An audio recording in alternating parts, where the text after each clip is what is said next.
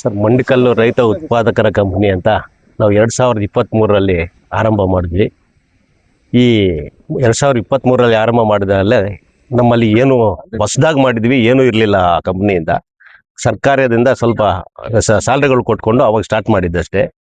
ಈಗ ಒಂದು ಸ್ವಲ್ಪ ಬರ್ತಾ ಬರ್ತಾ ಒಂದು ಒಳ್ಳೆ ಕಂಪ್ನಿ ಇನ್ಕಮ್ ಬರುವಂಗೆ ಮಾಡೋಣ ಅಂತೇಳಿ ಎಲ್ಲರೂ ನಮ್ಮ ಡೈರೆಕ್ಟರ್ಗಳು ಎಲ್ಲರೂ ಸಹಕಾರದಿಂದ ಯಾವುದೇ ನಿಸ್ವಾರ್ಥವಾಗಿ ಮಾಡ್ತಾ ಇದ್ದೀವಿ. ಈಗ ಅದೇ ಇದರಲ್ಲಿ ನಮ್ಮ ಕಂಪ್ನಿಯಲ್ಲಿ ಒಂದು ವಾಲ್ಮಾರ್ಟ್ ಕಡೆಯಿಂದನೂ ಒಂದು ಯಾವುದೋ ಒಂದು ನಮ್ಗೆ CSR ಫಂಡಿಂದ ಒಂದು ಬಿಲ್ಡಿಂಗ್ ಕಟ್ಟೋದಕ್ಕೆ ಅವ್ರನ್ನು ಕೊಟ್ಟರು. ಒಂದು ಸೈಟ್ ತಗೊಳ್ಳೋಣ ಅಂತೇಳಿ ಅನ್ಕೊತಾ ಇದ್ವಿ. ಇಲ್ಲೇ ನಮ್ಮ ಸ್ನೇಹಿತರಾದ ಸಂದೀಪ್ ರೆಡ್ಡಿ ಅವ್ರ ಲೇಔಟಲ್ಲಿ ಒಂದು ಸೈಟ್ ಇದೆ ಅಂತ ಹೋದ್ವಿ.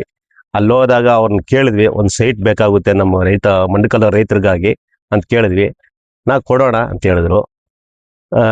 ಎಷ್ಟಪ್ಪ ಅಂದರೆ, ಅಣ್ಣ ನೀವು ರೈತರಿಗಾಗಿ ಮಾಡ್ತಾ ಇದ್ದೀರಾ, ನಿಮ್ಮಲ್ಲಿ ಎಷ್ಟಿದ್ರೆ ಎಷ್ಟು ಕೊಡೋಕಾದ್ರೆ ಅಷ್ಟು ಕೊಡಿ, ನಾನು ರೈತರಿಗಾಗಿ ನಾನು ಕೊಡ್ತೀನಿ ಅಂತೇಳಿ ಅವರು ಮನಸ್ಪೂರ್ವಕವಾಗಿ ಹೇಳಿದ್ರು. ನಮ್ಮಲ್ಲಿ ಏನಿದೆಯೋ ಅದು ಅವ್ರಿಗೆ ಕೊಟ್ಟು ರಿಜಿಸ್ಟ್ರೇಷನ್ಸ್ ಆಗ ಮಾಡ್ಕೊಂಡ್ಬಿಟ್ವಿ.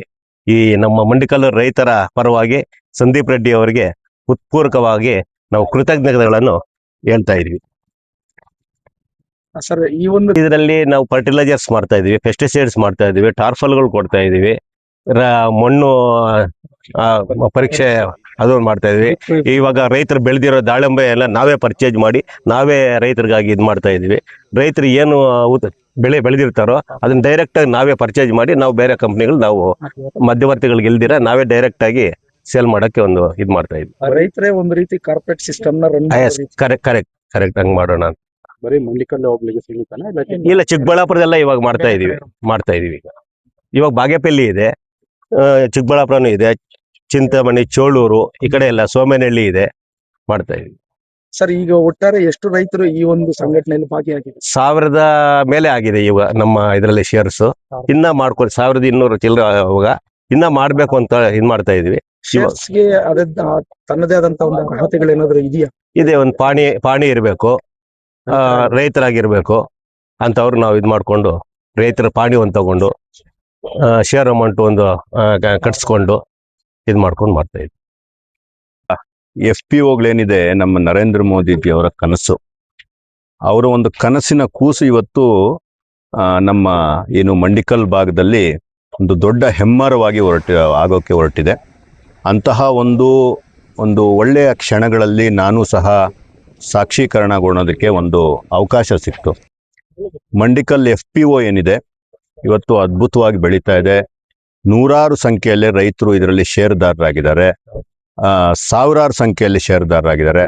ಈಗ ಈ FPOನ ಅಧ್ಯಕ್ಷತೆಯನ್ನ ನನ್ನ ಅಣ್ಣನಾದಂತಹ ದಯಾನಂದ್ರವರು ವಹಿಸ್ಕೊಂಡಿದ್ದಾರೆ.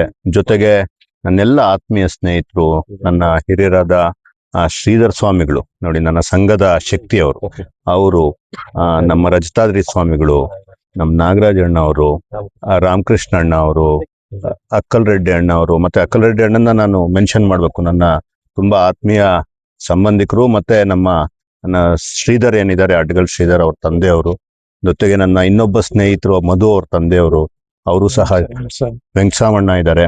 ಇವರೆಲ್ಲರ ನೋಡಿ ಏನು ಒಂದು ನಿಸ್ವಾರ್ಥವಾಗಿ ಕೆಲಸ ಮಾಡಿದ್ದಕ್ಕೋಸ್ಕರ ಇವತ್ತು ಆ FPO ಕೆಲವೇ ವರ್ಷಗಳಲ್ಲಿ, ಒಂದು 3-4 ವರ್ಷ ಆಗಿರ್ಬೋದು ಆಗಿ, ಅಷ್ಟರಲ್ಲೇ ತುಂಬಾ ಹಣವನ್ನ ಕಲೆಕ್ಟ್ ಮಾಡಿ ಏನು ರೈತರಿಗೂ ಕೂಡ ಲಾಭಾಂಶವನ್ನ ಕೊಟ್ಟು, ಜೊತೆಗೆ ನಮ್ಮದೇ ಒಂದು ಲೇಔಟ್ ನಲ್ಲಿ ಒಂದು ಸೈಟ್ ಅನ್ನ ಸಹ ಇವತ್ತು ಪರ್ಚೇಸ್ ಮಾಡಿ ಅದರಲ್ಲಿ ಭೂಮಿ ಪೂಜೆ ಮಾಡಕ್ ಹೊರಟಿದ್ದಾರೆ. ಏನು ಅವರು ಒಂದು ಪಾಸಿಟಿವ್ ಆಗಿ ಯೋಚನೆ ಮಾಡೋದ್ರಿಂದ ಒಂದಷ್ಟು ದೊಡ್ಡ ಕಂಪ್ನಿಗಳು ಅವ್ರು ಬಂದು, ಯಾವುದು ವಾಲ್ಮಾರ್ಟ್ ಕಂಪ್ನಿಯವರು ಅವರ CSR ಫಂಡ್ ನಿಂದ ಕಟ್ಟಡ ನಿರ್ಮಾಣಕ್ಕೆ ಹಣವನ್ನ ಕೂಡ ಕೊಟ್ಟಿದ್ದಾರೆ. ಅಂದ್ರೆ ಇಷ್ಟೆಲ್ಲಾ ಕೆಲಸವನ್ನ ಮಾಡ್ಬೇಕಂದ್ರೆ ಒಂದು ಮುಂದಾಳತ್ವ ಇರಬೇಕು.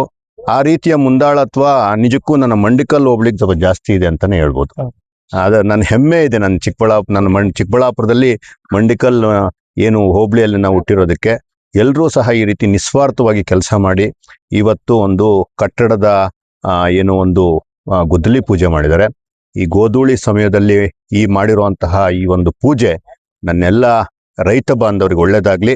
ಈ ರೀತಿಯ FPOಗಳು ಎಲ್ಲ ಕಡೆ ಹರಡ್ಲಿ, ರೈತರಿಗೆ ಈ FPOಗಳ ಮುಖಾಂತರ ಒಳ್ಳೇದಾಗ್ಲಿ ಅಂತ ಈ ಮುಖಾಂತರ ಕೇಳ್ಕೊಂಡು ಇಡೀ ನನ್ನ ತಂಡಕ್ಕೆ ಶುಭಾಶಯವನ್ನ ಕೋರ್ತಾ ಇದ್ದೀನಿ ಸರ್.